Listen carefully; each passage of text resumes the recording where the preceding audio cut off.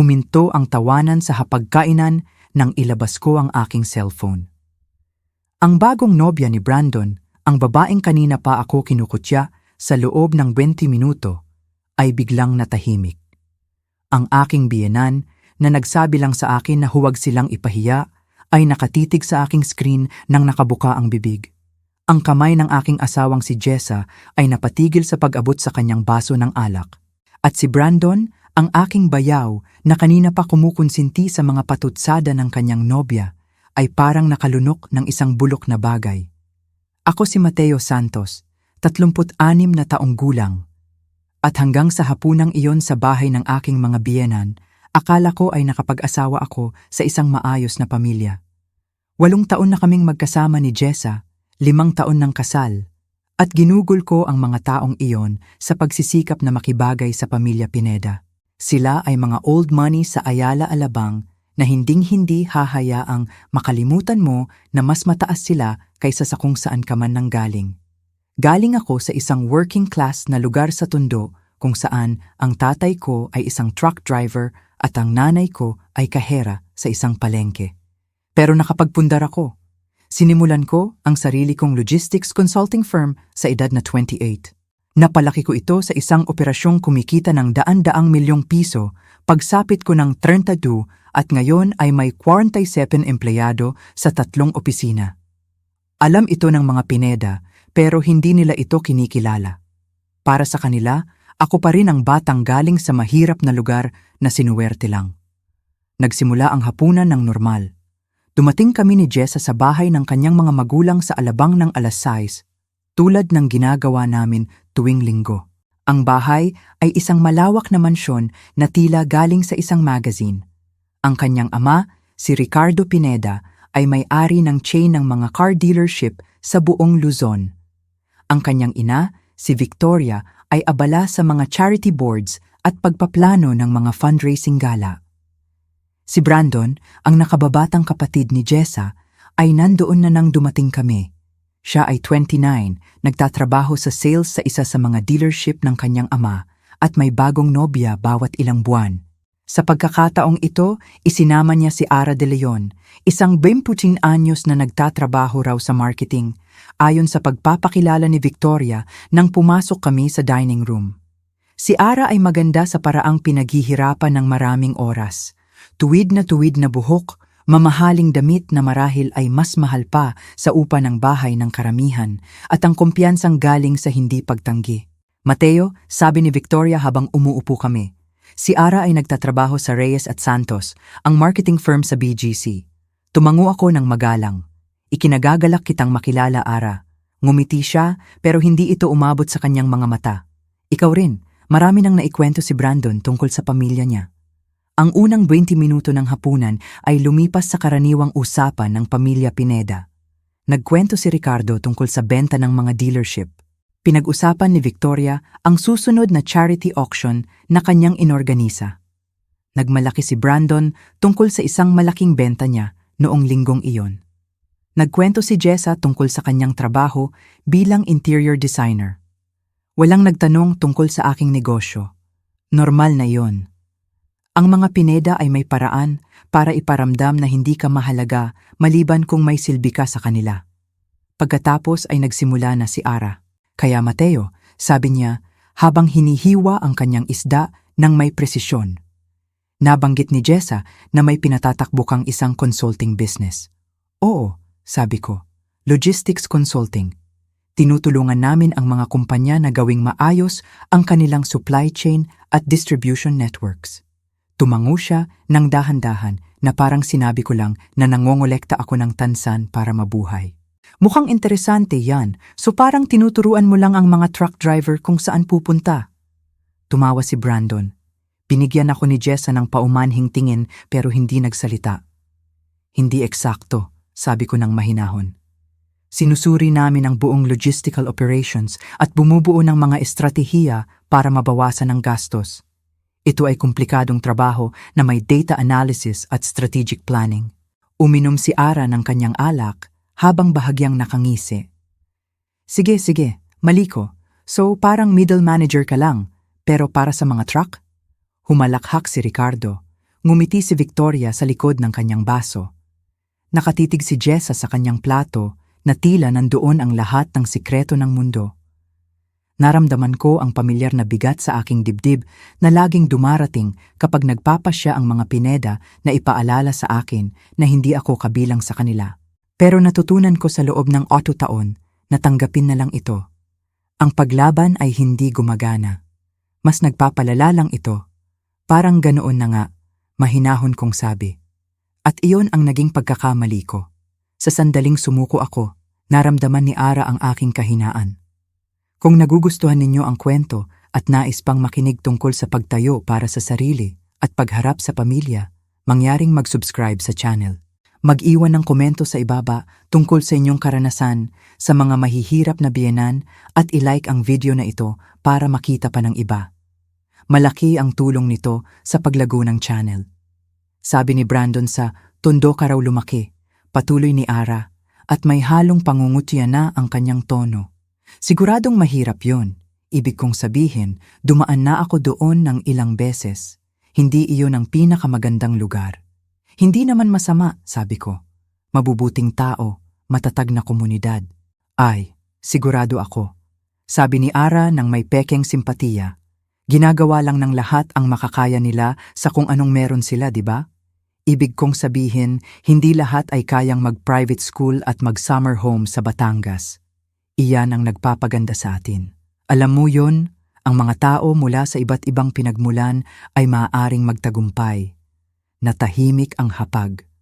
Kahit si Brandon ay tila bahagyang nailang, kahit nakangiti pa rin siya. Maayos naman ang narating ni Mateo.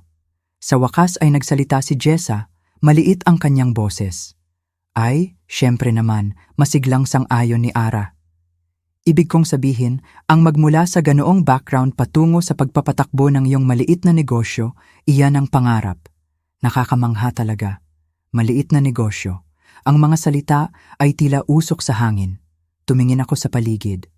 Si Ricardo ay nakatitig sa kanyang pagkain.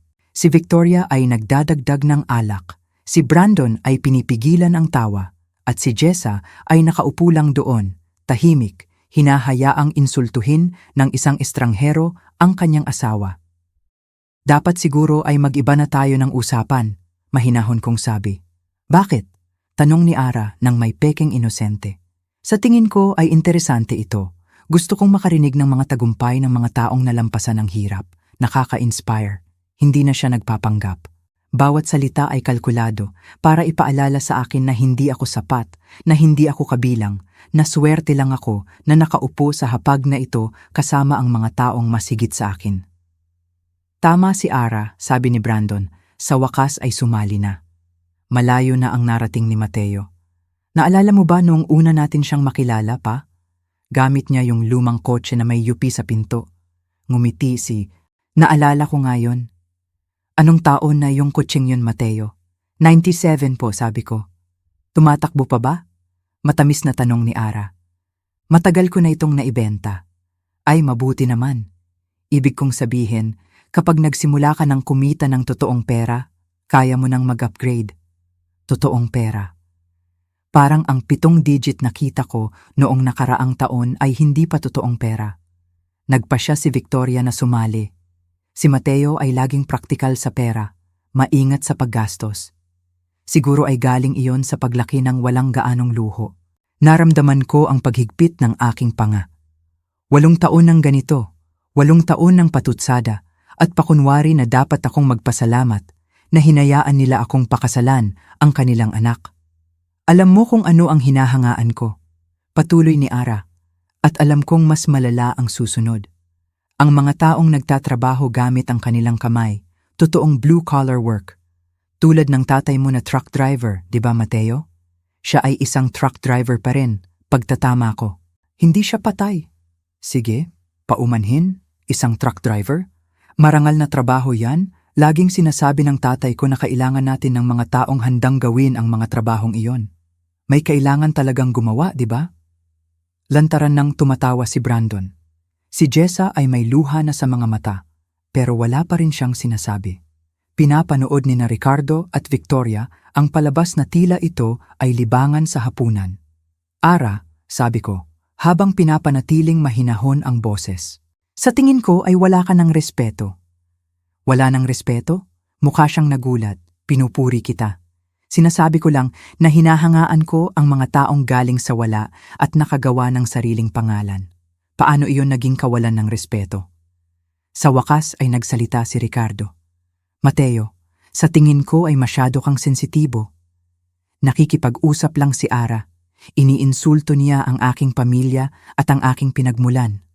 Walang nangiinsulto sa kahit sino, malamig na sabi ni Victoria. Pinapailang mo ang lahat. Tumingin ako kay Jessa, tahimik na nagmamakaawa na magsalita siya, kahit ano para ipagtanggol ako o kilalanin ang nangyayari. Pero nakaupo lang siya doon, parang estatwa. Siguro ay mag-relax ka na lang, mungkahi ni Brandon. Walang masamang ibig sabihin si Ara. Masyado kang madrama, ako pa ang madrama. Naramdaman ko ang galit na namumuo sa aking dibdib. Oo, sabi ni Ricardo. Ipinapahiya mo ang aking pamilya sa iyong reaksyon sa simpleng usapan. Panauhin si Ara sa aming tahanan at ginagawa mo siyang hindi komportable.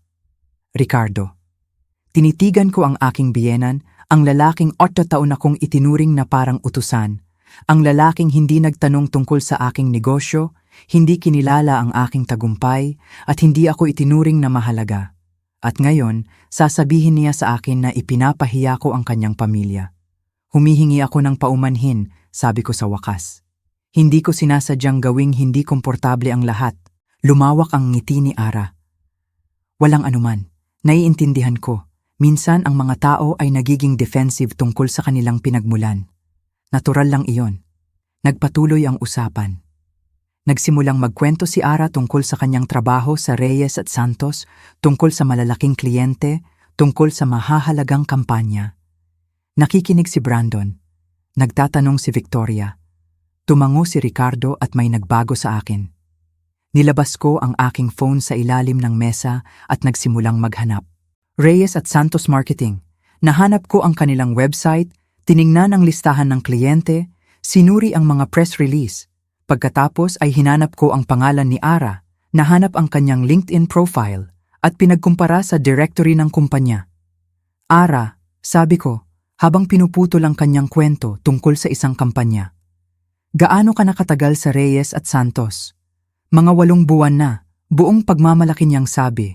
Nagsimula ako bilang Senior Marketing Associate, pero kinukonsidera na ako para sa posisyong Account Manager. Nakakamangha iyon, sabi ko.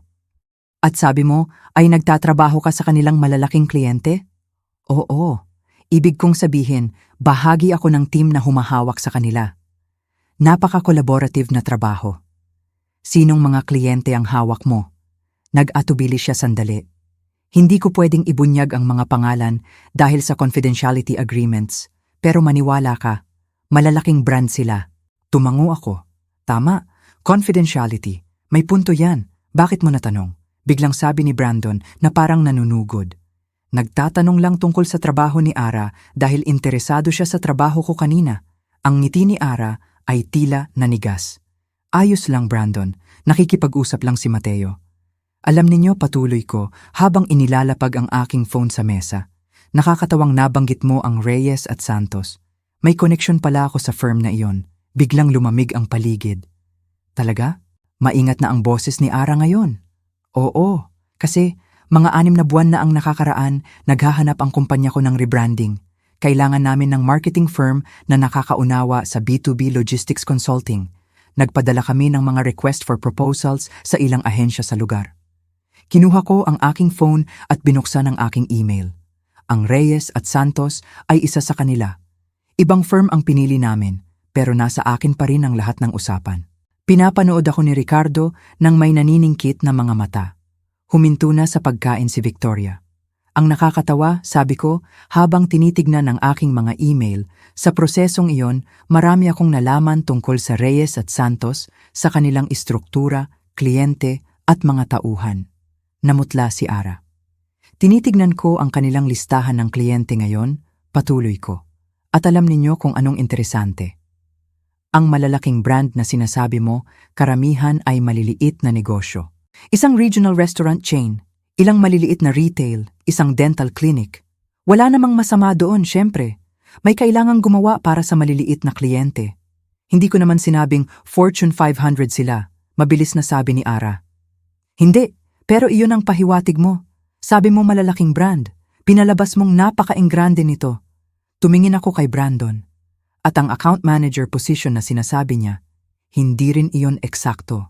Kasi may kaibigan ako sa Reyes at Santos, si Jake Palma.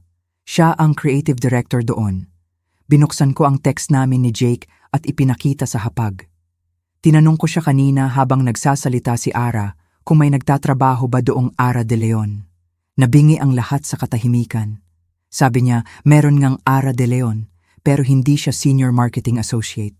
Siya ay isang junior coordinator, entry-level position. Siya ang sumasagot ng telepono, nag-aayos ng mga schedule, at minsan ay tumutulong sa paghahanda ng mga presentation materials. Ang mukha ni Ara ay naging matingkad na pula mula sa pagkaputla. Walang account manager position na kinukonsidera, patuloy ko. Walang team na humahawak sa malalaking kliyente. Siya ang taong nagpapa-photocopy at nag-o-order ng tanghalian para sa mga meeting. Mateo, panimula ni Jessa. Sandali, hindi pa ako tapos. Tumingin ako ng direkta kay Ara. Ginamit mo ang huling 20 minuto para kutyain ang aking pinagmulan, ang aking pamilya at ang aking negosyo. Tinawag mong maliit na negosyo ang kumpanya ko. Ipinalabas mong parang middle manager lang ako. Kinausap mo ako na parang isang kawawang sinuwerte lang. Binuksan ko ang website ng aking kumpanya sa aking phone at iniharap sa kanila. Ito ang Santos Logistics Consulting.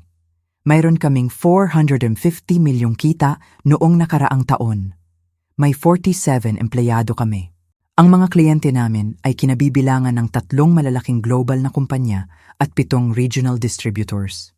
Noong nakaraang buwan, nakakuha kami ng kontrata sa isang malaking retail chain na magbibigay ng 120 milyong kita sa loob ng 3 taon. Tumingin ako kay Ricardo, mas malaki iyan kaysa sa kinikita ng pinakamalaki mong dealership sa isang taon, Ricardo. Ang kanyang mukha ay naging kulay lila sa galit. At Ara, patuloy ko, habang pinagtatawanan mo ang tatay ko sa pagiging truck driver at ang nanay ko sa pagtatrabaho sa grocery, hindi mo nabanggit na kumikita ka lang ng 25,000 dun sa isang buwan sa pagsagot ng telepono. Mas mababa pa iyan kaysa sa kinikita ng pinakabago kong junior analyst. Ang katahimikan ay tumagal ng tila walang katapusan. Wala kang alam tungkol sa akin, sabi ni Ara sa wakas, nanginginig ang boses. Alam kong sinungaling ka, mahinahon kong sagot. Alam kong nakaupo ka rito sa loob ng isang oras na nagpapanggap na kung sino habang kinukutya ang isang taong may tunay na narating. At alam kong ang lahat sa hapag na ito ay masayang hinayaan kang gawin iyon dahil nagparamdam iyon sa kanila na mas mataas sila sa batang galing Tondo. Tumayo si Brandon. Hindi mo siya pwedeng kausapin ng ganyan. Maupo ka, Brandon. Kinakausap ko ang tatay mo. Tumingin ako kay Ricardo. Sabi mo, ipinapahiya ko ang pamilya mo. Sabi mo, huwag akong maging madrama.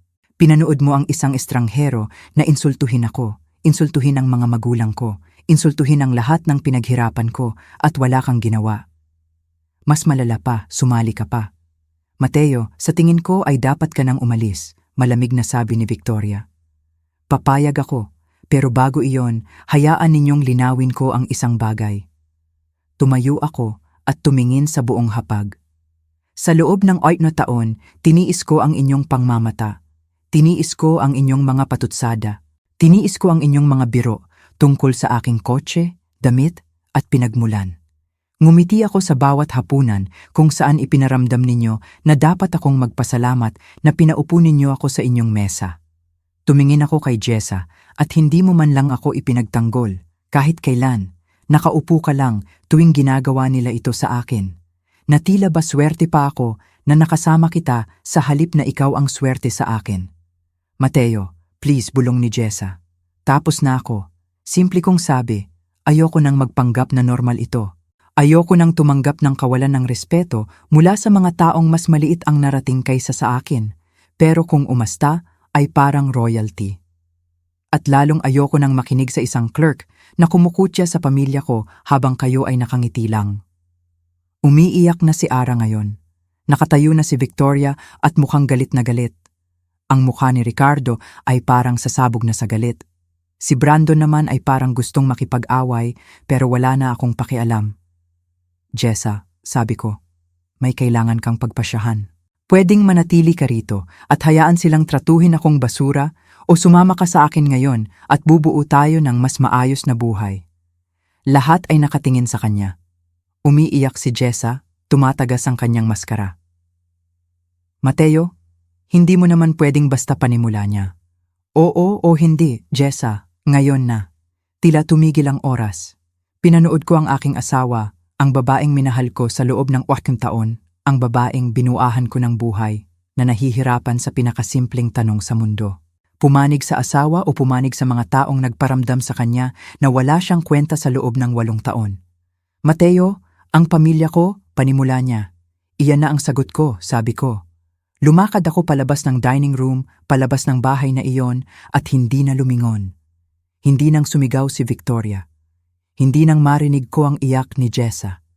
Hindi nang pumunta si Brandon sa pinto at sumigaw na sinira ko raw ang lahat.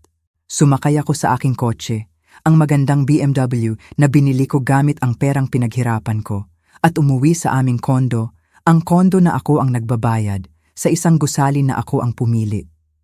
Noong gabing iyon, nakatanggap ako ng text mula kay Jake Palma sa Reyes at Santos. Pare, anong nangyari? Siniante si Ara de Leon.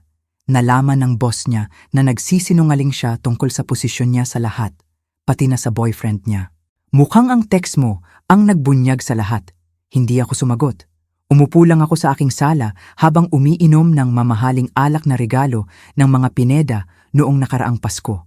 At naisip ko ang sandali sa hapagkainan kung saan nawala ang mga ngiti ng lahat. Ang sandali na natanto nila na ang batang galing Tondo ay hindi na nila basta-basta pwedeng maliitin.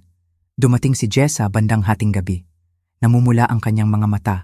Naupo siya sa tapat ko nang hindi nagsasalita ng matagal.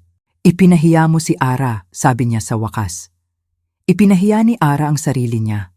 Nawalan siya ng trabaho dahil sa'yo. Nawalan siya ng trabaho dahil nagsinungaling siya at nahuli siya. Hindi ko kasalanan yun, umiling si Jessa. Tingin ng pamilya ko sa'yo ay halimaw ka. Ang tingin naman ng pamilya mo sa akin ay mas mababa ako sa kanila. Noon pa man. Ang pagkakaiba lang ngayon ay hindi na ako nagpapanggap na hindi ko napapansin. Mateo, magulang ko sila, kapatid ko. Hindi ko sila pwedeng basta alisin sa buhay ko. Hindi ko hinihiling na alisin mo sila. Ang hinihiling ko ay panindigan mo ako kapag itinuring nila akong basura. Ang hinihiling ko ay pumanig ka sa akin kahit minsan lang sa loob ng 8 taon. Natahimik siya ng matagal. Hindi ko alam kung kaya ko iyon. At doon ko nalaman na tapos na ang aming kasal. Naghiwalay kami matapos ang 3 linggo. Pansamantalang bumalik si Jessa sa kanyang mga magulang. Dumating ang mga papeles ng diborsyo pagkalipas ng 2 buwan. Gusto niya ang kondo, kalahati ng aking negosyo at sustento. Ibinigay ko ang kondo. Pagod na rin akong tumira sa lugar na siya ang pumili. Pero nilabanan ko siya sa negosyo at nanalo ako. Hindi naman siya kailanman nakilahok sa kumpanya. Hindi tumulong sa paglago nito at hindi man lang nagpakita ng interes sa ginagawa ko. Sumang-ayon ang korte. Sinubukan akong takutin ni Ricardo sa gitna ng proseso, nagbanta na pahihirapan ako gamit ang kanyang mga koneksyon at pera. Pero ang totoo, sa pagkakaroon ng pera kaysa sa pag-aasta lang, ay mas mahalaga ang resources kaysa reputasyon. Mas magaling ang mga abogado ko kaysa sa kanya. Mas maayos ang aking dokumentasyon kaysa sa kanyang mga pagyayabang. At nang matapos ang lahat, mas mababa ang nakuha ni Jessa kaysa sa inaasahan niya. Naghiwalay sina Ara de Leon at Brandon sa loob ng 2 linggo matapos ang hapunan na iyon. Mukhang nang malaman ng lahat na nagsisinungaling siya tungkol sa trabaho, nagpa siya si Brandon na hindi siya sapat para sa kanya. Bumalik siya sa kanyang mga magulang at nagtrabaho sa ibang marketing firm. Sa pagkakataong ito, naging tapat na siya sa pagiging entry level. Nabalitaan ko sa mga kaibigan na humingi siya ng tawad kay Jessa sa nangyari. Hindi sa akin. Kailanman sa akin. Pero kahit papaano ay kinilala niya na siya ay nagkamali. Hindi na ako kinausap ng mga Pineda matapos ang diborsyo. Ayos lang iyon. Wala rin naman akong sasabihin sa kanila. Pero heto ang nangyari na nagparamdam na sulit ang lahat. Mga 6 na buwan matapos ang diborsyo, kumakain ako sa isang restaurant sa Makati kasama ang isang potensyal na kliyente. Magandang lugar, puting tela sa mesa, mahabang wine list, ang uri ng restaurant na gustong-gusto ng mga Pineda. Habang ipinapaliwanag ko ang serbisyo ng aking kumpanya, napansin ko sina Ricardo at Victoria Pineda na naupo sa 3 mesa ang layo. Nakita nila ako sa parehong sandali.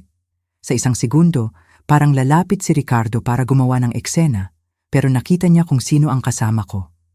Nakilala niya ito, si Jaime Santos, CEO ng Santos Distribution Corp., isa sa pinakamalaking logistics company sa bansa.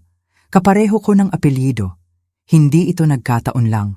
Siya ang tito ko sa panig ng tatay ko, ang matagumpay na panig ng pamilya na hindi man lang inalam ng mga Pineda. Ang tatay ko ay nag-drive ng truck. Ang kapatid niya ang may-ari ng trucking company at marami pang iba. At pumayag na siyang mag-invest sa aking consulting firm para makapag-expand kami sa ibang rehiyon. Pinanood ko ang mukha ni Ricardo nang matanto niya ito.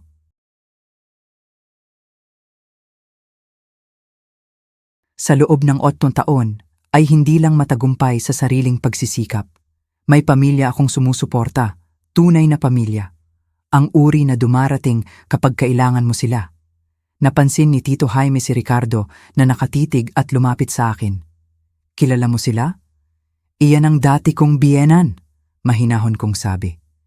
Tumingin si Jaime sabay ngiti. Ang pamilyang akala ay mas magaling sa atin? Sila nga ayon. Gusto mo bang puntahan ko? Naghahanap ako ng dahilan para bumili ng mga car dealership. Yung sa kanya mismo. Inisip ko ito. Inisip ko ang sarap ng pakiramdam na mapanood ang mukha ni Ricardo habang inaalok siya ng tito ko ng halagang hindi niya matatanggihan. Pagkatapos ay sisirain ang lahat ng kanyang itinayo. Pero naisip ko ang hapag na yon, ang iyak ni Ara, ang pinili ni Jessa, ang sandali na lumakad ako palabas ng bahay na yon at naramdamang gumaan ang aking loob. Hindi na po, sabi ko, tapusin na lang natin ang pagkain. Hindi siya katumbas ng oras natin, ginawa namin iyon. At nang dumaan ako sa mesa ni Ricardo palabas, huminto ako at tumingin sa kanya. Kumusta Ricardo? Victoria, masarap ba ang pagkain ninyo? Ang panga ni Ricardo ay sobrang higit na akala ko ay mababasag ang kanyang ngipin. Hindi makatingin si Victoria sa aking mga mata. Masarap ang pagkain dito, patuloy ko. Dito kami laging kumakain ni Tito Jaime kapag may pinag-uusapang negosyo. Nag-iisip siyang mag-expand sa Metro Manila. Baka mabanggit ko ang mga dealership mo sa kanya. Maaaring maging magandang acquisition opportunity. Ngumiti ako, hindi dahil sa masama ako, kundi dahil sa pagiging professional. Enjoy your evening, sabi ko, at lumakad palabas. Iyon ay 3 taon na ang nakakaraan. Mula noon, ang Santos Logistics Consulting ay triple na ang laki. Nagbukas kami ng opisina sa Cebu at Davao. Nakakuha kami ng kontrata sa 2 higanteng kumpanya. Noong nakaraang taon, umabot sa 1.5 bilyon ang aming kita. Bumili ako ng bahay sa Batangas, sa tapat mismo ng dagat. Magandang lugar. Mas maganda kaysa sa mansyon ng mga Pineda sa Alabang. Hindi ko ito binili para magmayabang. Binili ko ito dahil pinaghirapan ko ito at gusto ko ito. Nabalitaan ko sa mga kaibigan na nag-asawa na ulit si Jessa. Isang lalaking nagtatrabaho sa finance. Sana ay masaya siya.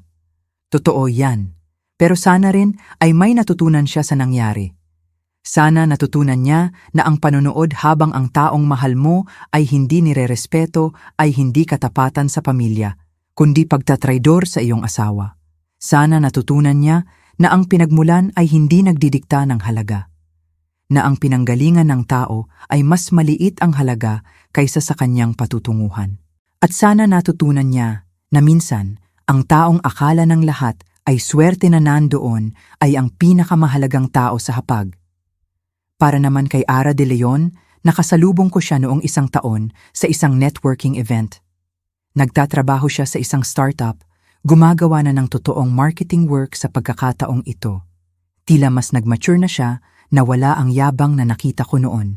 Nakita niya ako sa kabilang panig ng silid at nakita ko ang pag-aalinlangan niya kung lalapit ba siya o magtatago. Pagkatapos ng ilang minuto, lumapit siya. "Mateo," sabi niya, "may utang akong sorry sa'yo." "Meron nga. Naging masama ako sa'yo nung gabing yon. Sinusubukan ko lang na mapahanga si Brandon at ang pamilya niya at sobra na ang nagawa ko. Pasensya na." Tinitigan ko siya. Mukhang totoo naman ang kanyang pagsisisi. Ang mga tao ay nagbabago rin naman. "Tanggap ko ang paumanhin mo," sabi ko. "Pero Ara, hindi mo lang iyon nasobrahan. Ipinakita mo kung anong uri ka ng tao noon. Handa kang manira ng iba para lang iangat ang sarili mo. Hindi lang iyon masamang ugali. Iyon ay masamang karakter." Tumango siya ng dahan-dahan. "Tama ka. Pinaghihirapan ko ng baguhin yon. Therapy, self-reflection, lahat na. Sinisikap kong maging mas mabuting tao. Swertehin ka sana dyan," sabi ko. At totoo ang hangarin ko. Pero lumakad din ako palayo dahil ang ilang tao ay karapat-dapat sa pangalawang pagkakataon. Pero hindi ibig sabihin na ikaw ang dapat magbigay noon. Sa pagbabalik tanaw sa hapungang iyon, natanto ko na iyon ang pinakamagandang bagay na nangyari sa akin.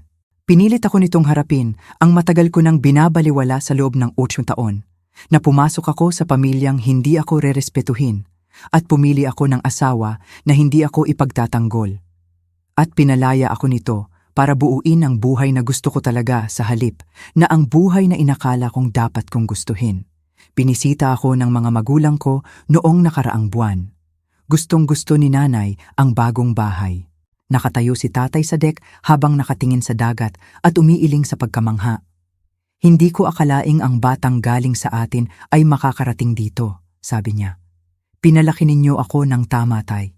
Itinuro ninyo na ang marangal na trabaho at pagtrato sa kapwa ng may respeto ay mas mahalaga kaysa sa pinagmulan."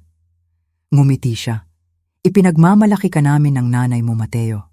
Hindi dahil sa pera o sa bahay, kundi dahil hindi mo hinayaang iparamdam ng iba na mas mababa ka kaysa sa tunay mong halaga. Iyon ang tunay na aral mula sa hapunan na iyon. Hindi ang pagkakaroon ko ng pera o tagumpay o koneksyon, kundi ang pagtanggi ko sa wakas na tratuhin bilang mas mababa sa aking halaga. May itinuro ang mga Pineda na mahalaga kahit hindi nila sinasadya. Itinuro nila na ang respeto ay kailangang panindigan minsan, na ang pagiging mabait at mapagparaya habang umaasa na makikita rin nila ang halaga mo ay hindi gumagana kapag nagpasya na silang mas mababa ka sa kanila. Minsan, kailangan mong ilabas ang iyong phone at ipakita sa kanila kung sino ka talaga. At pagkatapos ay kailangan mong lumakad palayo sa kahit sinong hindi pa rin ito nakukuha. Ang hapunan na iyon ay naging kapalit ng aking kasal at relasyon sa aking mga biyenan. Pero nagbigay ito ng mas mahalaga. Ibinigay nito ang aking respeto sa sarili at hindi ko iyon ipagpapalit sa kahit ano. Kung ang kwentong ito ay umantig sa inyo, sana ay ibahagi ninyo ito. Magkomento sa ibaba tungkol sa mga pagkakataon na kinailangan ninyong tumayo para sa inyong sarili laban sa mga taong minaliit kayo. At tandaan, ang inyong halaga ay hindi itinatakda ng iniisip ng ibang tao sa inyo. Itinatakda ito ng kung anong alam ninyo tungkol sa inyong sarili. Salamat sa pakikinig sa aking kwento. Mag-ingat kayong lahat at huwag hayaang paliitin ng kahit sino ang inyong pagkatao dahil sa inyong pinagmulan. Ang inyong pinagmulan ay bahagi ng inyong lakas, hindi isang bagay na dapat ikahiya.